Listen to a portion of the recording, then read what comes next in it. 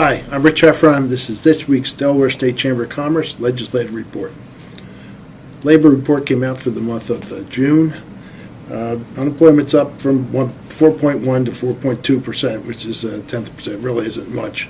There are a few more Delawareans working than were working in May, although the unemployment report went up. It's always confusing how they calculate that. But essentially it's flat, which is not bad. June, we have a lot of graduates coming into the market, so we're doing pretty well for that period of time. Also, last year we created about 15,000 jobs, as we talked about before. If you're watching either of the two conventions, we're creating the jobs that just don't pay as much as the jobs you had lost previously in the recession. But as long as you're creating jobs, that's good news.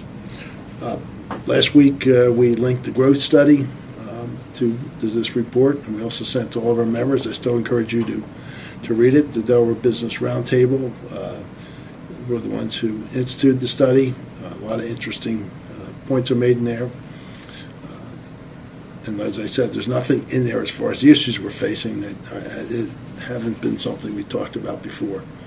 The other interesting thing about the growth report is we mostly got positive response. I didn't hear any negative responses. Nobody said some of the issues we point out aren't true, or some of the ideas that were presented on how we can turn this economy around weren't good ideas. So that's good, and we'll keep talking about it. And I think it'll play a role in this year's statewide elections. Lastly, we talked about last week about a report in the Inquirer that a lot of the high-tech jobs are leaving Philadelphia and going to Boston.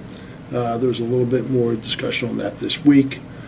It turns out there's two reasons. One is there's, as well as we think Philadelphia is doing, and we'd like to emulate Philadelphia here in Wilmington, they don't have as much investment money for startups as you have in Boston.